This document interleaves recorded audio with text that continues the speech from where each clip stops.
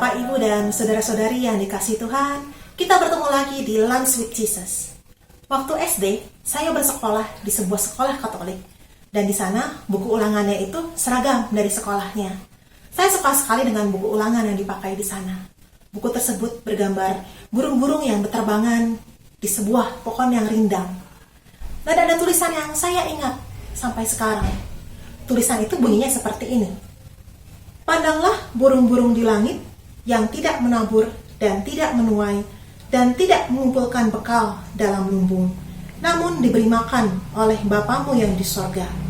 Bukankah kamu jauh melebihi burung-burung itu? Itu adalah ayat Alkitab pertama yang saya hafal, dan ayat tersebut diambil dari Matius 6 ayat 26.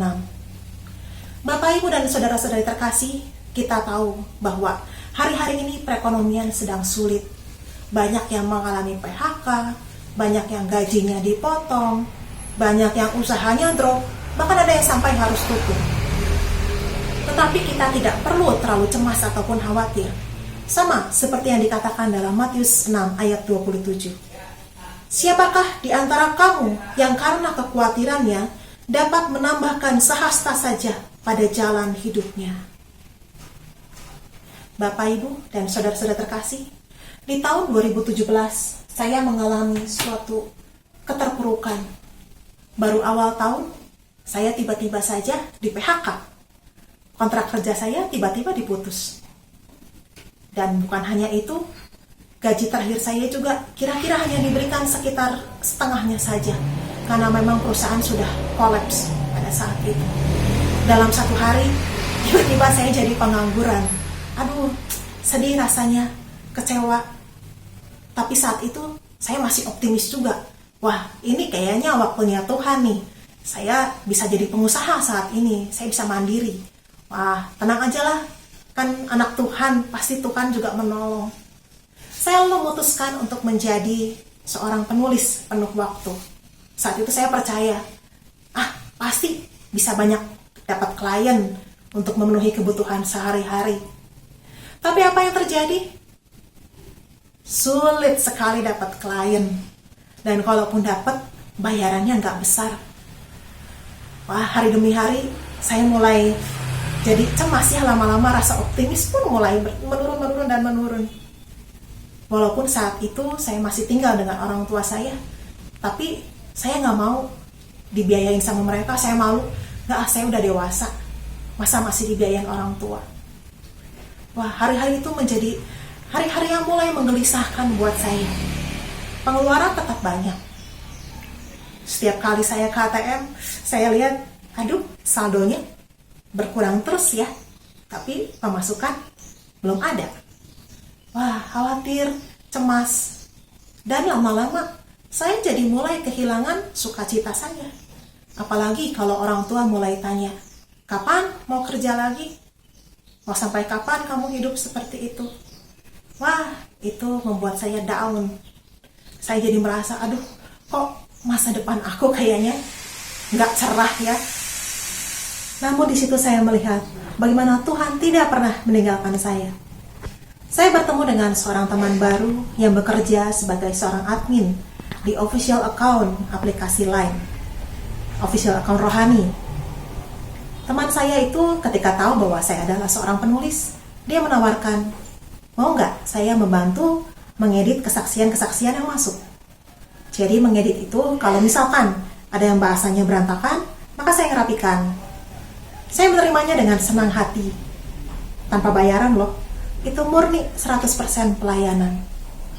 Setiap hari saya baca kesaksian-kesaksian, saya edit, saya rapikan, dan saya juga perlu menambahkan 1 atau 2 ayat Alkitab yang sesuai dengan isi kesaksian tersebut. Disitulah Tuhan bekerja lewat kesaksian-kesaksian tersebut. Saya jadi melihat, wah, ternyata di luar sana masih banyak ya yang lebih susah daripada saya. Masih banyak yang masalahnya lebih berat daripada saya. Dan saya juga melihat Tuhan menolong mereka. Iman saya dikuatkan. Dan saya percaya firman Tuhan adalah sungguh hidup. Dalam setiap firman yang saya baca, di kesaksian-kesaksian tersebut, saya jadi dikuatkan.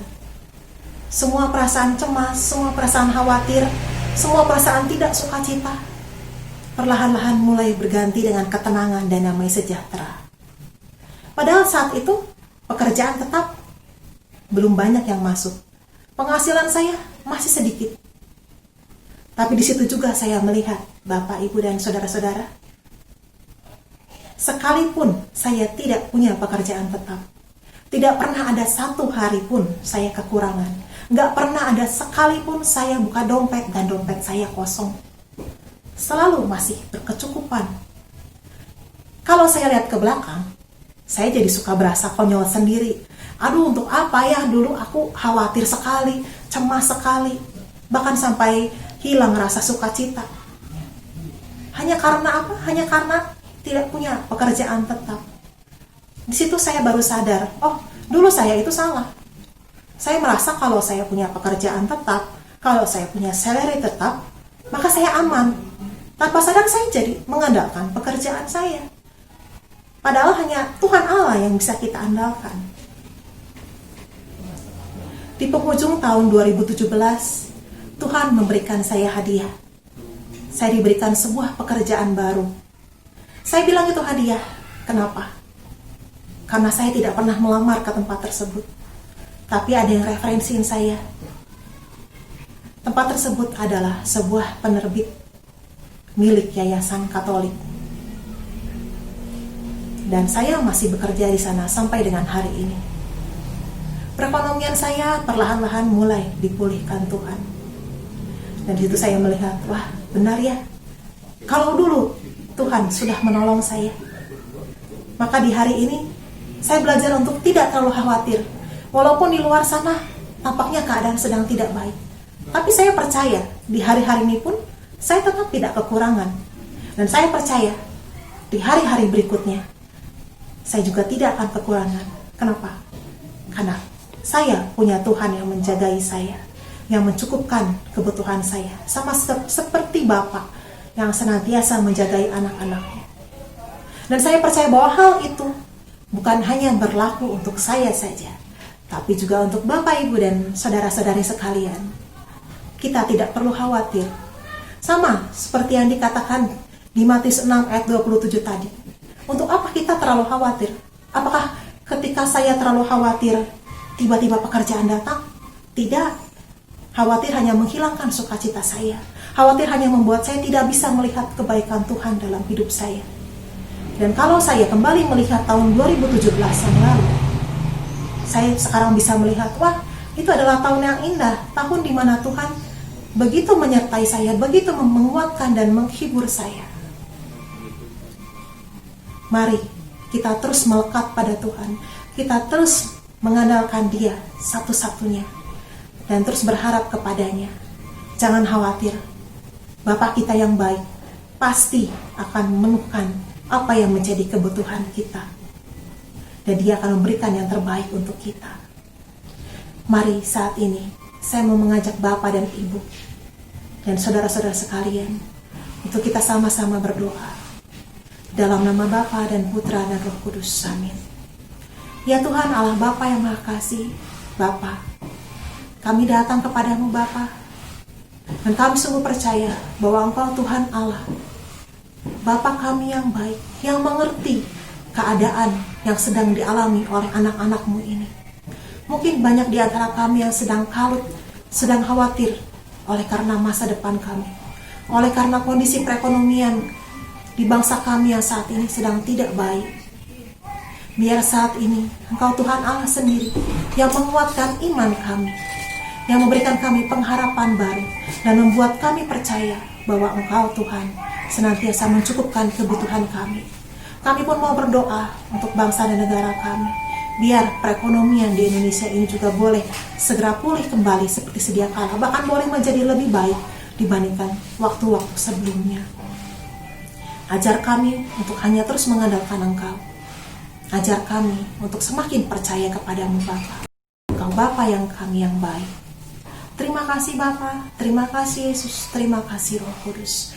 Kemuliaan kepada Bapa dan Putra dan Roh Kudus, seperti pada permulaan, sekarang, selalu, dan sepanjang segala abad. Amin. Dalam nama Bapa dan Putra dan Roh Kudus. Amin. Tuhan Yesus memberkati.